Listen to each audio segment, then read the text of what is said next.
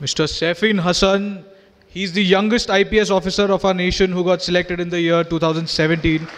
Coming from a common background with a lot of hard work, he has cleared his exam in the first attempt at the age of 22. I would like to invite Mr. Saifin Hassan. Thank you.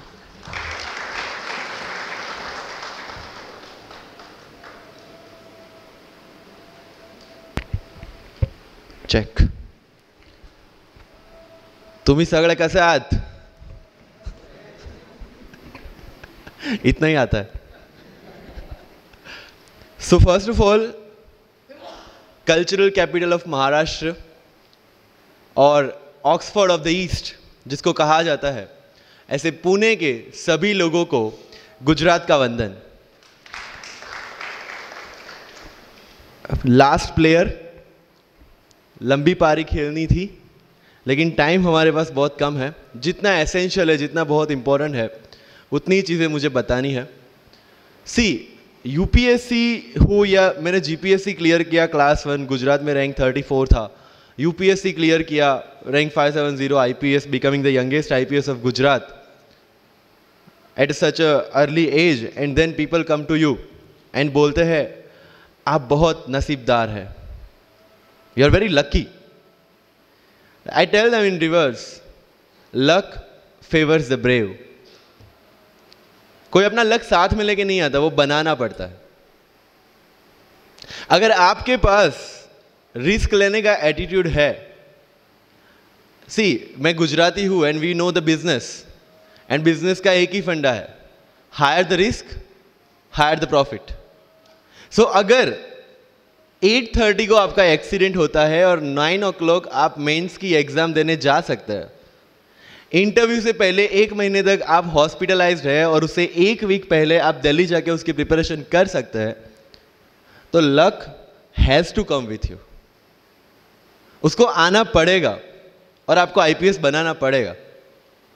लोग बोलते हैं कि accident के बाद आप जाके आए and all, तो द सिंपल था कि मैं एग्ज़ाम के लिए निकला. मेंस मेरा था, सुबह GS3 का पेपर था. 8:30 को मेरा स्कूटी स्लिप हो गया, मेरा लिगामेंट इंजरी हो गया, लेफ्ट हैंड में इंजरी था, सीट से ब्लीडिंग हो रहा था. लेकिन मेरे पास 2 ऑप्शन थे. मैं खड़ा हुआ, मैंने देखा, okay, my right hand is safe, and I decided I go to the exam hall and write the exam. मेरे पास 2 ही ऑप्शन थे. या तो मैं वहाँ से उठ के रोने लगूँ, यार मेरे साथ ही ऐसा क्यों हुआ, मेरा एक्सीडेंट हो गया, मेरा मेंस खराब हो गया, और हॉस्पिटल जाओ. या दूसरा ऑप्शन था कि मैं देखूँ कि मैं 3 घंटे और सर्वाइव कर सकता हूँ. हाँ, कर सकता हूँ. मैं मेंस के लिए एग्जाम हॉल में गया. ये जितने भी फोटोग्राफ्स लगे हैं, सर ने जैसे बताया कि जितने भी इंसान सक्सेसफुल हुए, अगर आप उसकी लाइफ स्टोरी देखेंगे तो कहीं ना कहीं एक मोमेंट आता है जहाँ पे वो इंसान की जो स्ट्रगल है वो पीक पे हो जाते हैं. वो इस मोमेंट पे आपको डिसाइड करना है कि आपको वहाँ से यू टर्न लेना है या आपको वहाँ से आगे निकलना है. इन सब लोगों ने डिसाइड किया कि उनको वहाँ से आगे निकलना है. एंड दैट इज़ द फंडा ऑफ लाइफ. सक्सेस उन्हीं को मिलता है जो इस स्ट्रगल वाले मोमेंट से आगे निकलने की सोचते हैं. जब भी आपको लगे कि आपके सिर पे बहुत मुसीबत है, जब भी आपको लगे कि आप हर तरह से गिर चुके हैं, जब भी आपको लगे कि आपके पास कोई ऑप्शन नहीं है, तब एक चीज़ आप अपने दिमाग में लाइएगा कि यही मोमेंट है जहां से आपकी तकदीर बदलने वाली है. क्योंकि डायमंड जो होता है वो जितना ज़्यादा घिसता है उतनी ज़्यादा उसकी वैल्यू होती है. सोना जो होता है वो जितना ज़्यादा तपता है उतनी उसकी वैल्यू होती है. अगर आप ज़िंदगी में तप रहे हैं, अगर आप ज़िंदगी में घिस रहे हैं, अगर आपको लग रहा है कि आप हर तरह से मुसीबतों में गिरे हुए हैं, तभी आपकी जो वैल्यू है वो बढ़ने वाली है.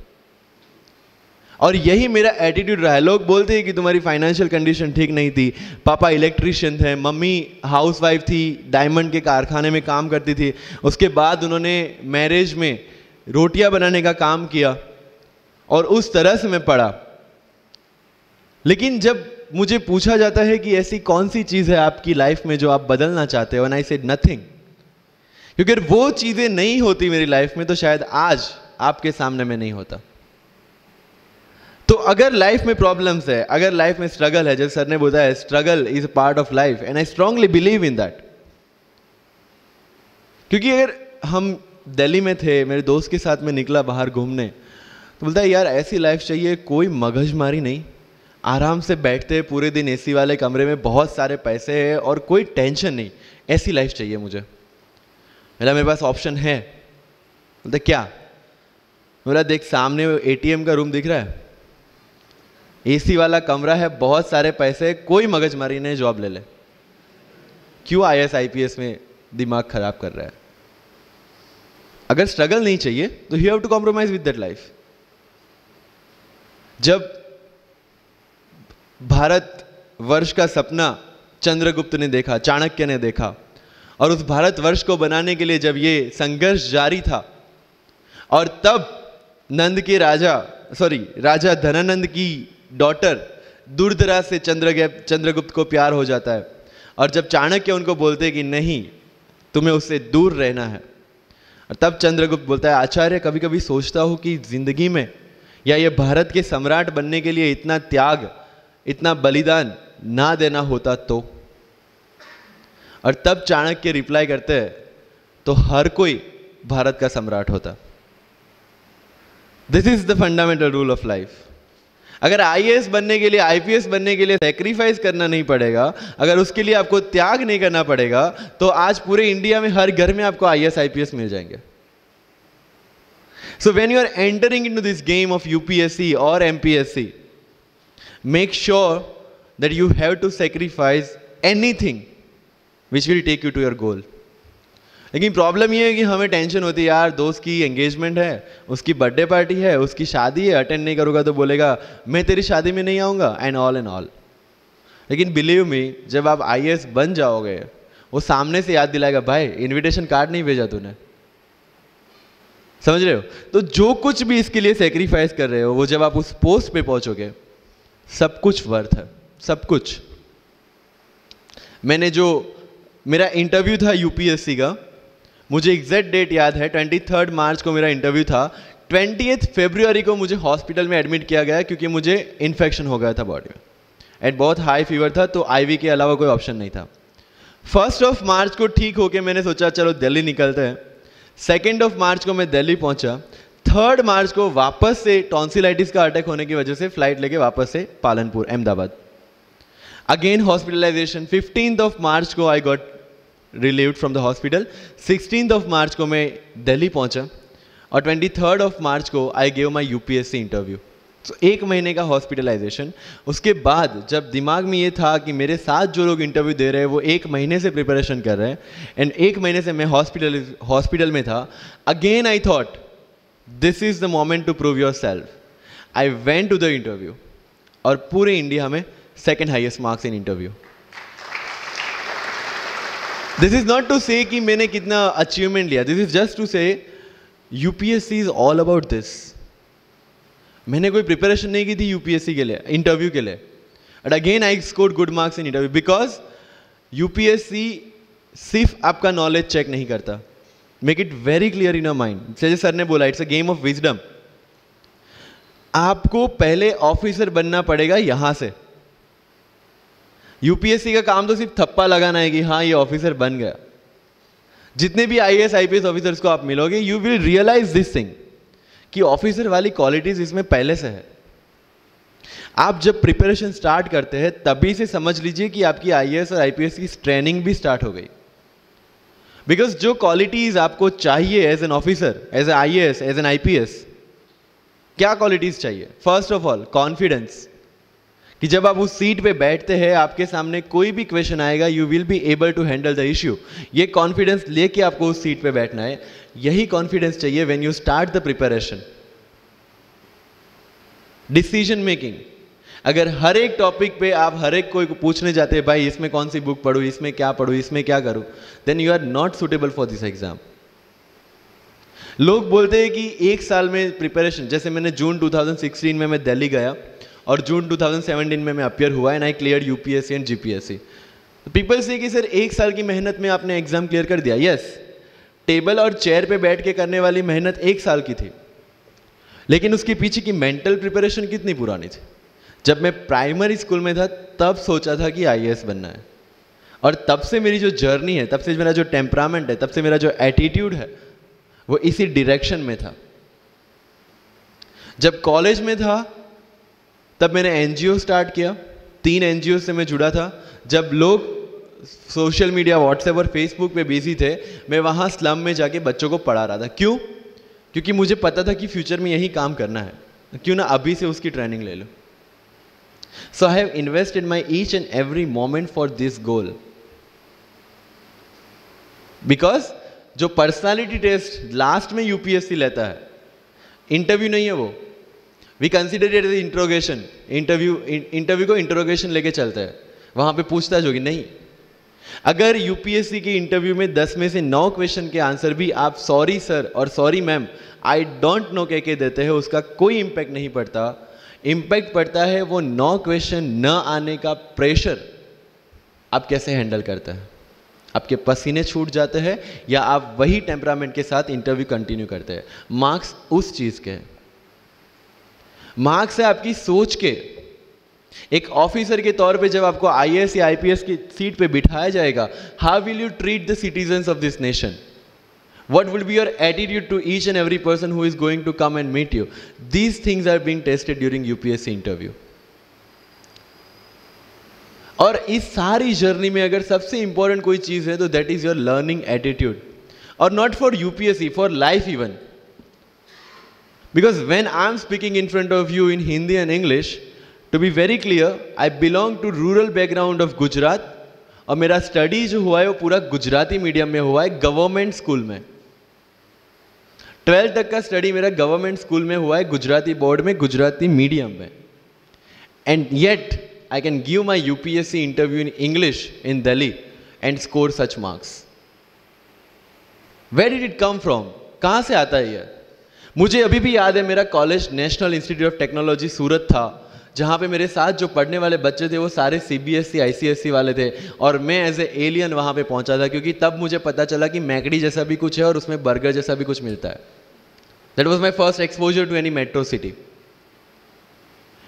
एंड जब मैं उनसे इंटरेक्शन करता था और इंग्लिश बोलने की ट्राई करता था, तो जैसे संजू मूवी में इंग्लिश दिखाया गया है गुजरातियों का, जो जीरो को जीरो बोलते हैं, उसी तरह I was also like that. Mother tongue influence आ जाता है, it's very obvious. So I use to speak notes and not notes, और डोर एंड नॉट डोर, और don't and not don't. So they used to make fun of me. Safin, it's not don't, it's don't. Okay, fine. I had 2 options. Either I stop speaking English with them or improve on that and go ahead. I decided the second option. When I started my preparation of civil services, जो English medium में करनी थी, वाजीराम में मैंने coaching किया, जहाँ पे पूरा इंग्लिश मीडियम में था, सारे सब्जेक्ट्स मेरे लिए नए थे। I started from the scratch. I started from the English medium NCERT of standard 5 and 6, Gujarati dictionary, Gujarati to English dictionary, and then I started my preparation. कभी कभी ऐसा होता था कि द हिंदू का पूरा एडिटोरियल पढ़ लिया और उसके बाद आई वाज लाइक कि मैंने क्या पढ़ा। ये होगा, सबके साथ होगा। बट उस जगह अगर आप टिक गए, उस जगह अगर आपने पेशेंस रखा, उस जगह आपने अगर सर्वाइव कर दिया, तो इस एग्जाम में भी सर्वाइव कर जाओगे। क्योंकि यूपीएससी की जो रेस है उसमें कभी भी कछुआ, कभी भी खरगोश नहीं जीतेगा। इसमें जीतने वाला ऑलवेज कछुआ ही होगा, जो स्लो बट स्टेडी रहेगा। लग जाते हैं 5 साल भी लग जाते हैं, 7 साल भी लग जाते हैं, 9 साल भी लगे हैं लोगों को एग्जाम क्लियर करने के लिए। लेकिन बिलीव में जब रिजल्ट आएगा ना, तो वो सारा सेक्रीफाइस आपको वर्थ लगेगा। आप पढ़िए लोगों के इंटरव्यूज। मैंने क्या किया कॉलेज के 4 साल में, I went through each and every interview of UPSC toppers on YouTube. Ira Singhal से लेकर टीना डाबी मैम तक सबकी इंटरव्यूज मैंने देखे। For what? Just to know कि उन्होंने ऐसी कौन सी गलतियां की थी जिससे इनको इतना टाइम लग गया, और मुझे कौन सी गलतियां रिपीट नहीं करनी है। क्योंकि चाणक्य ने कहा है कि दूसरों के एक्सपीरियंस से जो सीखते हैं ना, वो जल्दी आगे आ जाता है, क्योंकि खुद सब कुछ अनुभव करके सीखने के लिए जिंदगी काफी छोटी है। I did the same. 4 साल में हर एक टॉपर का इंटरव्यू देख लिया, चीजें समझ ली कि ऐसी कौन सी चीजें जो इन सब ने की है, और ऐसी कौन सी चीजें हैं जो गलतियां हैं जो इन्होंने की और जो मुझे रिपीट नहीं करनी है। सो जब युद्ध के मैदान में हम उतरते हैं, इस चक्रव्यूह में उतरते हैं, तो अभिमन्यु की तरह नहीं, अर्जुन की प्रिपरेशन के साथ उतरना है कि हमें पता होना चाहिए कि इससे बाहर कैसे निकले। I did the same. College के 4 साल इंटरव्यूज देखे, ब्लॉग्स पढ़े, समझा कि इसमें कॉमन मिनिमम क्या है। वो जो कहानी अगर आपने सुनी हो कि शार्पनिंग द एक्स, रोज अगर आप पेड़ काटने के लिए जाते हैं तो you have to sharpen your axe, otherwise day by day आपकी जो एफिशिएंसी है वो कम होती जाएगी। 4 years in my college I sharpen my x, जिससे 1 साल में मुझे कहीं पे रुकना ना पड़े। This was the strategy. आज मेरे पास काफ़ी मैसेजेस आते हैं, sir please give me your strategy. I am sure आप में से काफ़ी लोगों ने किसी टॉपर्स को पूछा होगा, please share your strategy. Why? हर एक की स्ट्रेटजी अपनी खुद की होती है। अगर आज 990 लोग यूपीएससी में सिलेक्ट हुए तो यू विल गेट 990 स्ट्रेटजीज, क्योंकि हर एक की स्ट्रेंथ और हर एक की वीकनेस अलग है। You have to understand this. आप कभी डॉक्टर के पास जाते हैं बीमार होके, और कभी डॉक्टर को ये बोला है, सर जो आगे वाले पेशेंट को दी ना, मुझे वही मेडिसिन चाहिए। डिड यू से लाइक दैट? नो, क्योंकि उसकी बीमारी अलग है, मेरी बीमारी अलग है। सेम चीज विथ यूपीएससी। आपकी स्ट्रेंथ और आपकी वीकनेसेस अलग है, किसी टॉपर की स्ट्रेंथ और किसी टॉपर की वीकनेसेस अलग है। Why should I walk on the same path, जबकि मुझे पता है कि वो मेरे लिए बना ही नहीं। I have to create my own path. मेरा यूपीएससी का जो बुक लिस्ट है वो अगर आप देखेंगे ना, तो यू विल फाइंड कि ये completely out of the box book list है। मैंने कभी लक्ष्मीकांत नहीं पढ़ी। आई नो यूपीएससी फ्रेटर्निटी के लिए ये बहुत बड़ा स्टेटमेंट है। I never read Shankar IAS, I never read Yojana, I never read Kurukshetra. I didn't do writing practice for mains. मैंने मेंस में GS2, GS3, GS4 का एक पेपर, एक ऐसे और ऑप्शनल का एक पेपर लिखा है। That's all about my writing practice.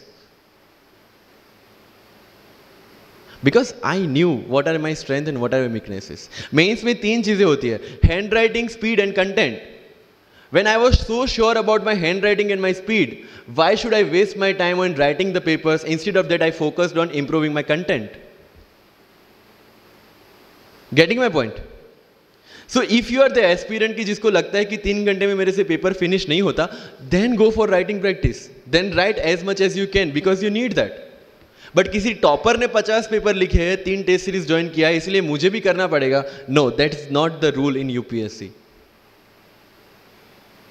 किसी ने ये टेस्ट सीरीज ज्वाइन की, मैं वहां चला गया, किसी ने वो टेस्ट सीरीज की, मैं वहां चला गया। No, you have to create your own path, and this was the biggest part of my UPSC preparation. सुनो सबकी, करो मन की। This is applicability of your mind, क्योंकि आपकी स्ट्रेंथ, आपकी वीकनेस आपसे ज्यादा अच्छा कोई नहीं जानता। आपके पेरेंट्स भी नहीं, आपका सबसे क्लोज टीचर भी नहीं। आपको 3 बार चीजें पढ़ के समझ में आती है, किसी को 5 बार पढ़ के समझ में आती है, किसी को 1 बार समझ में आ जाती है। But I want follow the same path जो आगे लोगों ने फॉलो किया है। वो मेरे लिए बना ही नहीं है। I have create my own path. Getting my point? Yes और no?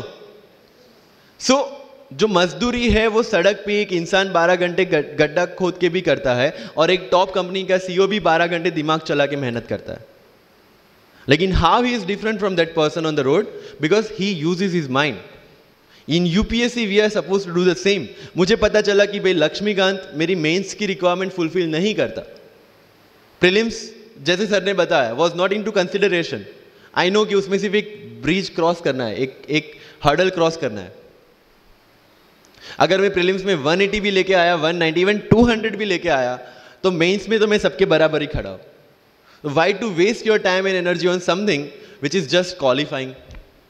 Instead of that, put your focus and energy to something, mains and interview, कि जिसकी वजह से आपको सर्विस मिलना है।